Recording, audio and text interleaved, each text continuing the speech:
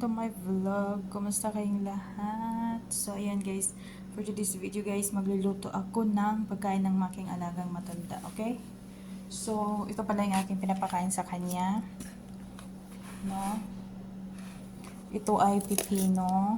Yan. Hindi ko pa ito nahugasan. Hinanda ko muna. So, yan. Pipino yan. And then, ilalagyan ko din ng 3 pirasong bawang. And then, ito. And then, yan. And then, ito. Okay? So, balatan ko muna to. And then, babalikan ko kayo. Okay, guys?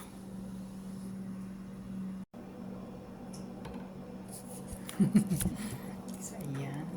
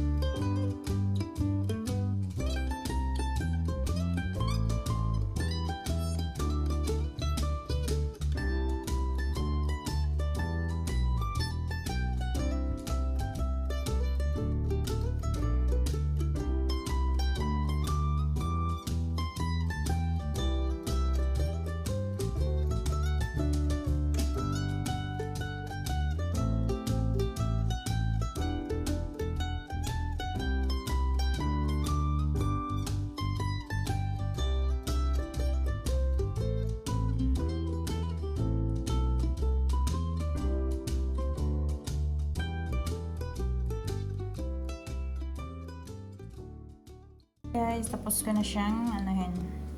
Chop-chopin. Binugbog ko na yan. Okay, ito yung ating pipino. Ating patatas. Guys, no. Ito yung mga gulay. Ito, nagpapainit na ako ng ating tubig. Ganito ko siya niluluto, guys. Nagpapakulo muna ako ng tubig dyan. Then, kapag kumulo na yan, ilagay natin una yung bawang. And then, next is patatas kasi medyo matagal ito naluluto. And then, ang next is kusa. And then, ito. And then, last is one. Okay? So, hintayin lang natin na kumulo yan. Punta muna tayo sa labas. Guys, ang ganda ng ang ganda ng aming gabi ngayon dito. Ang ganda ng mga ulap. Ang ganda ng ating moon. Today is Ramadan. Pang ata ngayon 9th day of Ramadan. So, andun yung moon, oh. So, habang nagluluto ko dito, punta ako sa labas. Tingin-tingin sa mga kaulapan. Yan yung nakikita ko kapag nakalabas ako. Ayan na. So, nakakontento na tayo sa buwan. At saka mga ulap. Kasi ang ganda naman talaga tingnan, no? Alam nyo guys, may mga bagay na na hindi nakikita ng iba. Yung kagandahan na tayo lang yung nakakakita, no? So, like that, oh. Ay! Ano pa paano sa ano?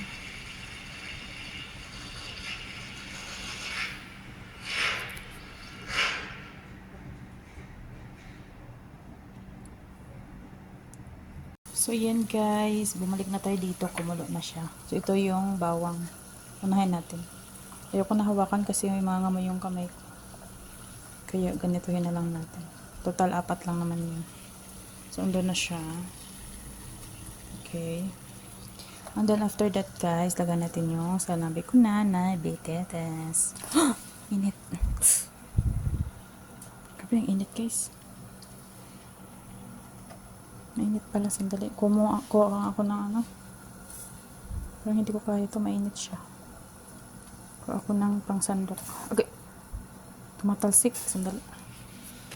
Kuha ako ng pangsandok.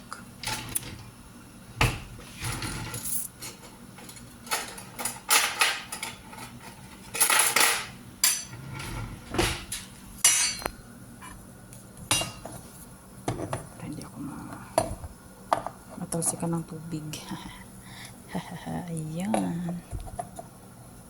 Ay, nauna ko pala yung pipino pala yun. Sige lang.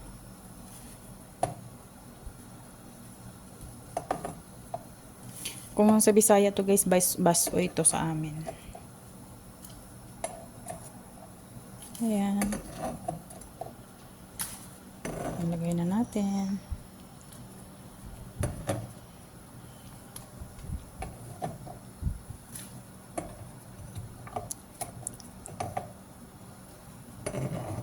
Nahulog na. Okay.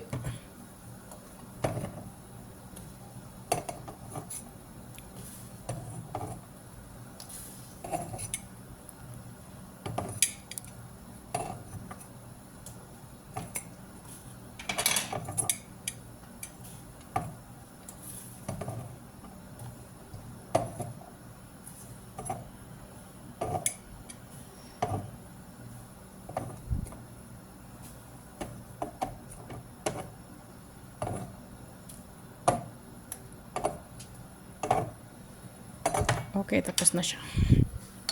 So, ganito natin. Dito ako ng takpan natin.